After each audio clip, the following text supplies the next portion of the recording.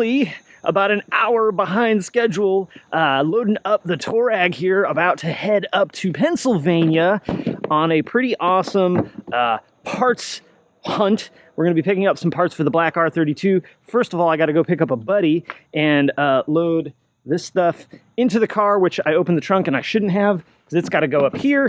So I'm going to go pick up my man Hendrik.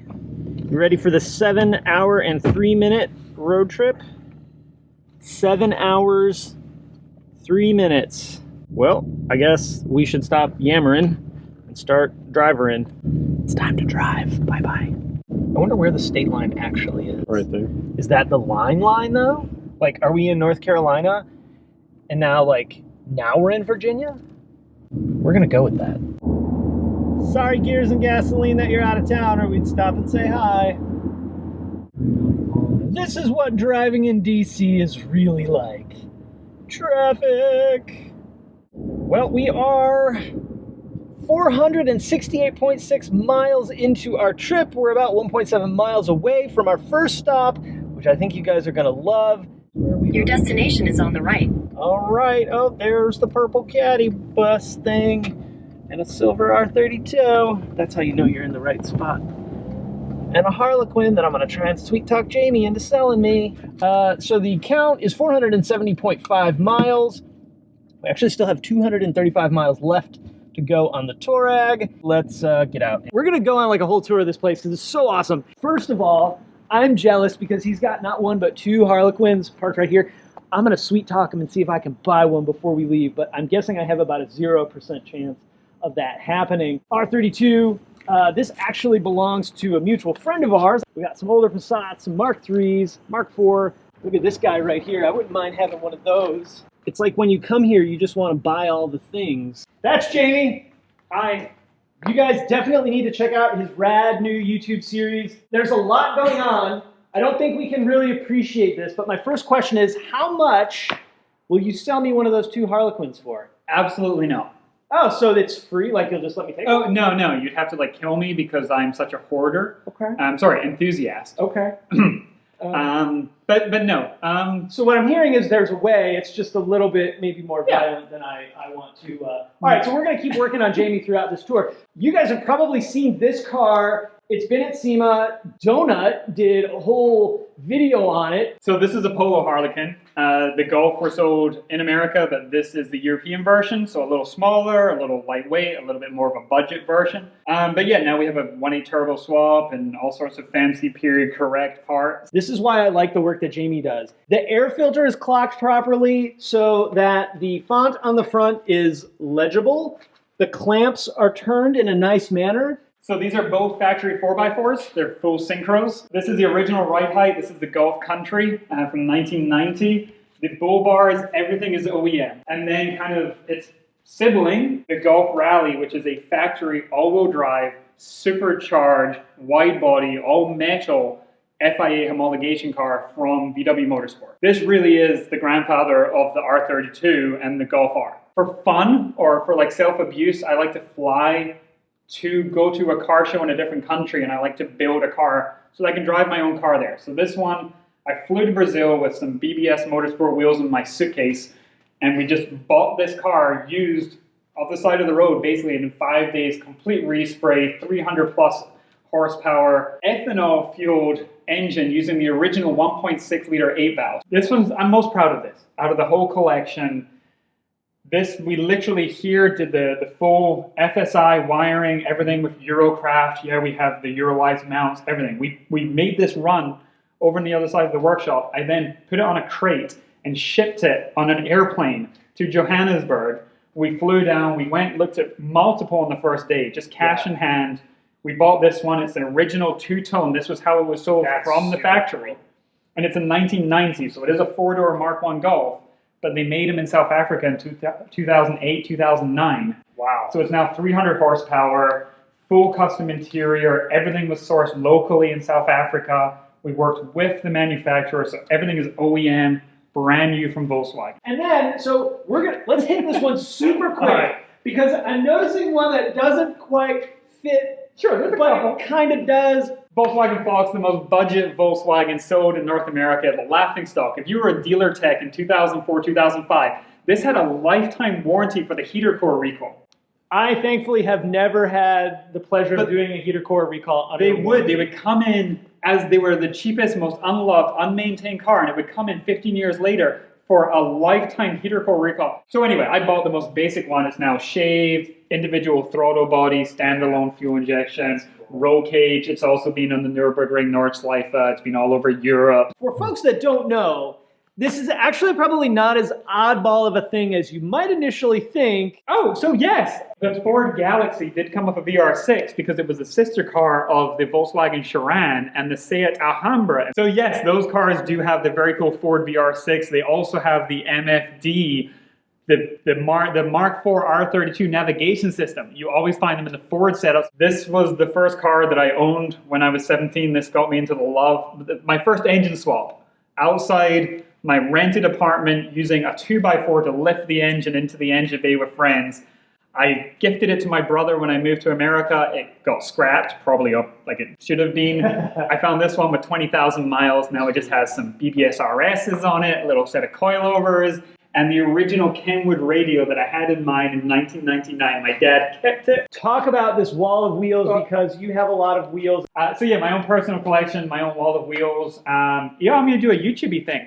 There's a video about these. No. Is there a video about There this? is literally a video about this. There you go. About wheel collecting. Well, there's some cool stuff here. Yeah, I mean, do you have any questions on it? I don't know where to start. That's the problem. I don't know where to start. I walked to the back and I was like, okay, Jamie's been importing parts and cars for many, many years, and he's got this really rad car collection, a huge parts collection, and I walked back in the back, and I'm just like, that's a lot of stuff, so I'm overly whelmed. Yeah, this is one of my things I collect, of which was a bunch. Just wheels that I found around the world. I'm very lucky, like you, to travel so much for car-related things, so when I'm in a German junkyard, or if I'm in a Japanese wheel recycler, or wherever I am around the world, I just collect wheels, and I end up stuffing them in my suitcase and flying home, and sometimes they are project ones where this is one of my rarest sets. I just found the faces. Now there's probably 1.5 million more things that we could see here. Big thanks to Jamie for letting us come by and hang out, but now we got to get on to our next stop. Made it to our hotel. Successful stop at Jamie's shop. What a really rad place. The schedule got switched around a little bit. We were going to go get the transmission today, but Brian's tied up today. So we're going to go get the transmission tomorrow.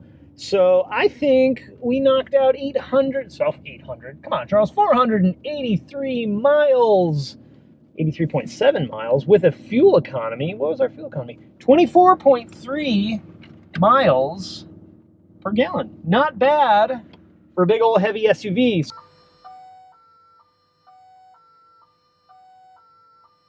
All right, it is day 2. Super pumped. We're about to go pick up the transmission, the prop shaft. We're going to see what else Brian has that we can procure for this black R32. So time to grab my bag, time to get the car loaded up, and time to bounce. Okay, these donuts are legit. Let's go get some car parts. All right, let's get some tie downs for this transmission and go pick up some cool race car parts.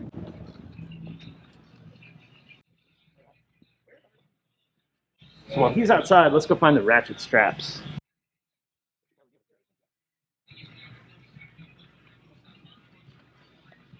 I think for the extra money, this will be good. More than I need, but that's okay. And maybe... That looks like it'll fit in the back of the Touareg, doesn't it? You guys donuts? Yeah. Enjoy those, and then I just need to buy these things. No problem. What's going on, fellas? We going? How's it going, man? TV? How you doing, man?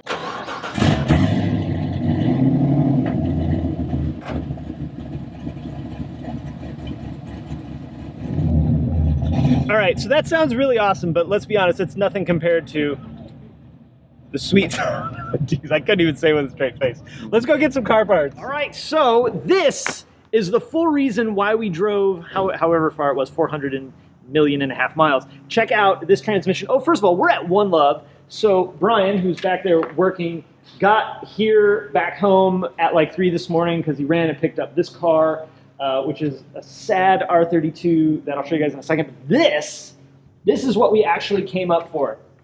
So this is a fully built O2M transmission. You can see the extra bracing on it. I guess the guy had it all built and then ended up having some engine issues, and everything kind of went sideways on him. So we get to reap the benefit of that, which is pretty cool. Looks like it's got an upgraded release bearing. It's got the bevel box on it, which is pretty rad. Also, as you guys saw in the video when I pulled the engine, the prop shaft was kind of boogered up. So Brian's hooking up a prop shaft. It looks awesome. I'm super pumped. It's also way cleaner than the transmission that came out of the car. But look at all this stuff, right? We saw Jamie's shop, and he had all kinds of crazy things too. We got R32 bumpers and a MOLA, GTI 20th anniversary getting parted out, probably 1.5 million other things that are out here. So really, like, if y'all need parts for your R32 or Mark IV in general, this is the dude. I'll be sure to link him up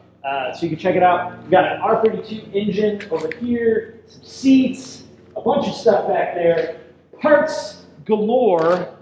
This is cool. I'm trying to keep my wallet in my pocket. Thankfully, the Touareg's only so big, or we'd be leaving with more parts. So yeah, now we're gonna load that transmission up, and then it's time to hit the road and go back home. Well, that went quick. Well, it was either this or driving the R, and like, I'm kind of bougie about the R, and really the whole thing is I didn't want the R to, this is the stupidest thing ever, I didn't want the R to smell like car parts on the inside.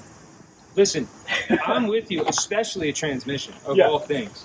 Hendrik, your strap idea was so good. Those are the only kind of ideas that I have. Amazing ones? Yeah. That's how to do it. What's that feel like?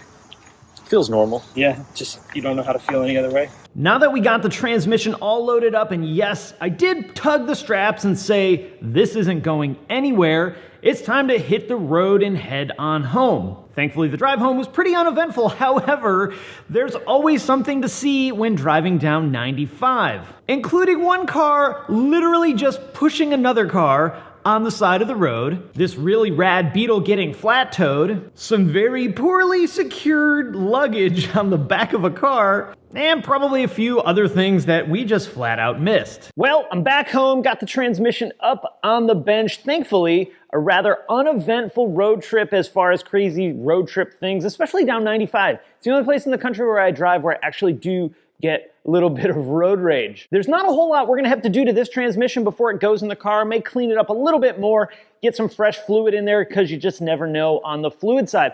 I also did a full teardown of the transmission that came out of the black car. I'll make sure I link that up for you. Now, there are a few thank yous in order. Big thanks to Jamie for letting us come hang out and see such an amazing, cool VW place. Thanks to Brian for actually having something awesome that I needed, and for being flexible with his schedule. Thank you to Hendrik for coming with me on that pretty fun, almost 1,000-mile road trip. And of course, thanks to Advanced Auto Parts for partnering up with us on this video and a bunch of other stuff that we're going to be doing, not only on the Black R32, but on the Miata. And I got another project coming right up behind it that you guys are gonna absolutely love. I'm a little bummed that we didn't get to stop by and see Gears and Gasoline, but they were out racing cars. With that, I am out. Thank you guys for watching, and I will talk to you again next time.